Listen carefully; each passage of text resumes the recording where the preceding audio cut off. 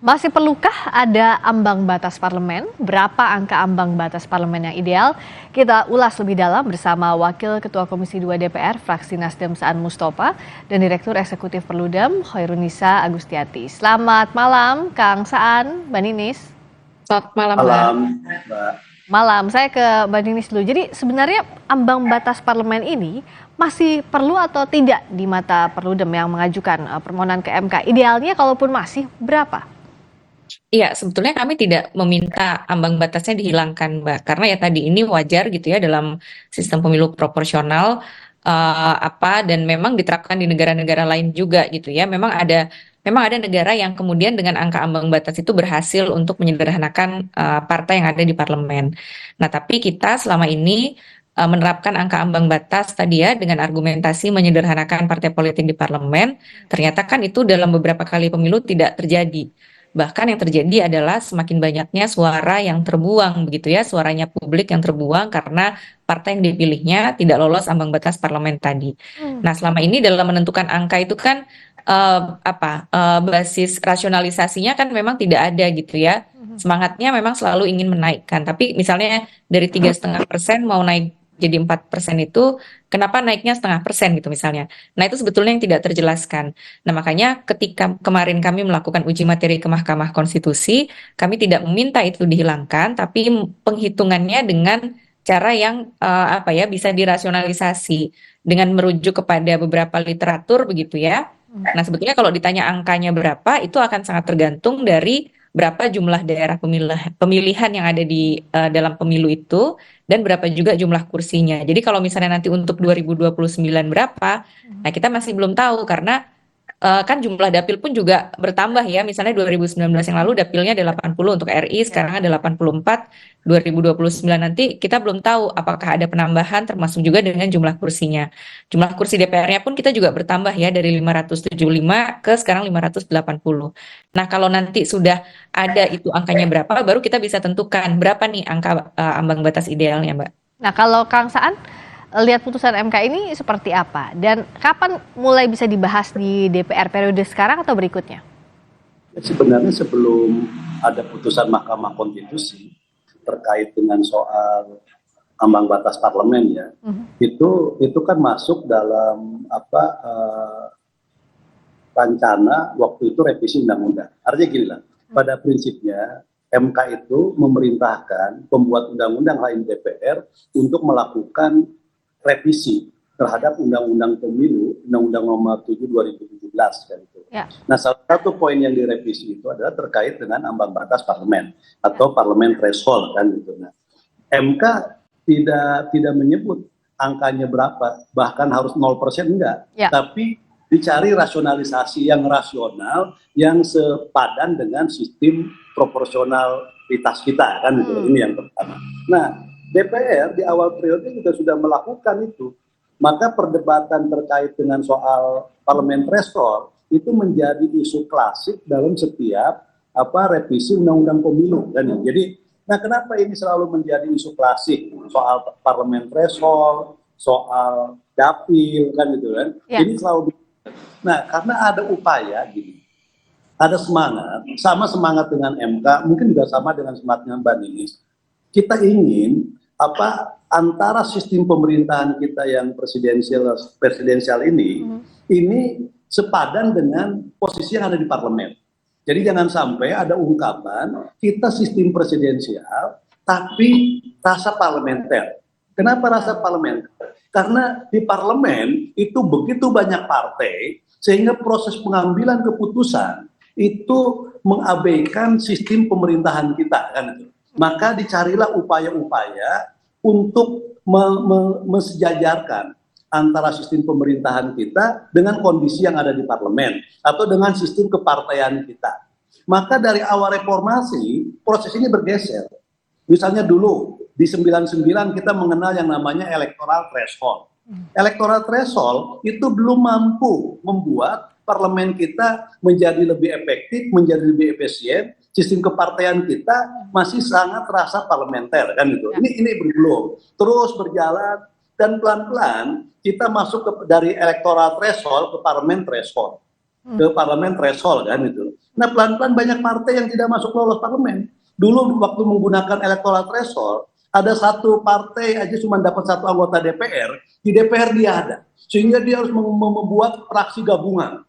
Ya. Ketika dia membuat fraksi gabungan, jangankan untuk mengambil keputusan lintas fraksi, untuk mengambil keputusan di internal fraksi yang beda latar belakang partainya, itu pun Sulit. mereka mengalami kesulitan kan gitu loh. Jadi sekali lagi, yang namanya parlemen threshold adalah sebuah upaya yang dilakukan, bukan semata-mata dalam kerangka melakukan penyederhanaan tentang kepartean, tapi juga sebagai sebuah upaya untuk memperkuat sistem pemerintahan kita yang menganut sistem presidensial itu tadi. Nah, ini kuncinya kan gitu. Ya. Maka angkanya menjadi sangat relatif. Ya. Nah, karena saya sepakat nanti kita rasionalkan kan ya, gitu. Betul. Angkanya relatif harus dirasionalkan, tapi catatan dari Mbak Ninis dari Perludem mumpung momentumnya ini dari setelah putusan MK, apa yang harus diperbaiki dalam penentuan parliamentary threshold ini? Iya, nah sebetulnya ini. Oke.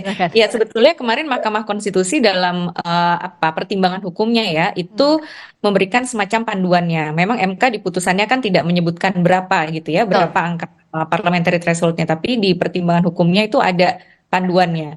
Jadi misalnya panduannya adalah ini harus dilakukannya dengan partisipasi banyak pihak, lalu kemudian tetap tadi ya mempertimbangkan proporsionalitas. Jadi jangan sampai suara masyarakat itu banyak yang terbuang, dan MK juga menegaskan terkait dengan kita ini punya semangat untuk menyederhanakan kepartaian kita juga gitu ya di parlemen, seperti yang tadi Kang Saan sampaikan, jangan sampai juga nanti banyak sekali partai politik yang ada di parlemennya. Nah, untuk menyederhanakan partai politik yang ada di parlemen, yang untuk bisa masuk ke parlemen, memang instrumennya kan tidak hanya melalui parliamentary threshold, bisa jadi instrumennya dengan cara yang lain. Misalnya dengan daerah pemilihannya yang diperkecil gitu ya. Sekarang kan untuk DPR itu paling sedikit 3 kursi, paling banyak 10 kursi untuk satu daerah pemilihan. Artinya kalau ada 10 kursi di satu dapil kan peluang partai politik yang bisa masuk dapat kursi kan ada 10. Nah, kalau ini misalnya dapilnya kita perkecil misalnya 3-6 atau 3-8, maka secara alamiah partai politiknya juga akan tersaring, Mbak. Jadi opsi-opsi itu tidak hanya dengan satu cara dengan parliamentary threshold, tapi juga dengan instrumen-instrumen sistem pemilu yang lainnya. Atau tadi misalnya yang disebutkan Kang Saan, apakah mau membentuk threshold tapi fraksinya gitu ya. Jadi untuk kalau sekarang kan satu partai politik satu fraksi. Nah, apakah thresholdnya itu dalam membentuk fraksi? Nah, ini yang sebetulnya harapannya nanti jadi begitu sudah ada DPR yang dilantik, pemerintah yang baru, ini bisa segera menjadi prioritas di prolegnasnya, Mbak, untuk segera dibahas supaya juga tidak terlalu mepet dengan pemilu 2029-nya. Oke, kalau dari Kang Saan, bagaimana untuk menentukan agar proporsional dalam penentuan parliamentary threshold, tapi juga penyederhanaannya tidak diabaikan? Ya, sebenarnya gini, ikhtiar ya untuk melakukan penyederhanaan partai sambil memperkuat sistem pemerintahan kita memang banyak jalan. Parliamentary threshold bukan satu-satunya. Ada tadi soal menata dapil ya. Menata dapil juga penting. Jadi semakin misalnya alokasi kursi di dapil itu semakin kecil, maka peluang partai untuk bertambah di parlemen juga semakin sulit kan. Ya. Gitu. Tapi sekali lagi itu tidak sesederhana itu.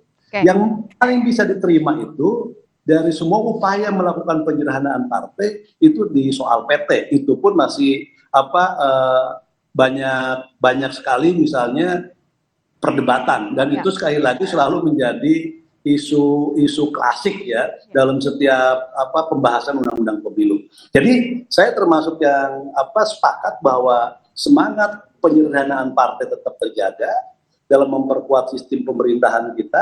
Yang kedua juga bagaimana ajas proporsionalitasnya juga tetap bisa kita pertahankan. Ya. Nah, saya juga ingin menyampaikan sebenarnya tafsir parliamentary threshold hari ini itu merujuk kepada electoral threshold.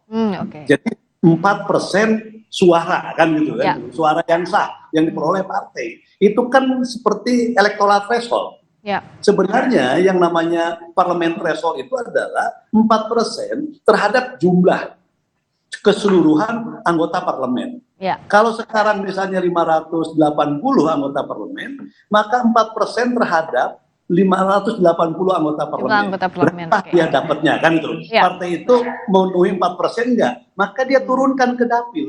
Untuk Oke. mendapatkan 4% itu harus berapa anggota DPR yang harus masuk ke Senayan kan itu kan? Ya, betul. Jadi ini juga dalam kerangka apa?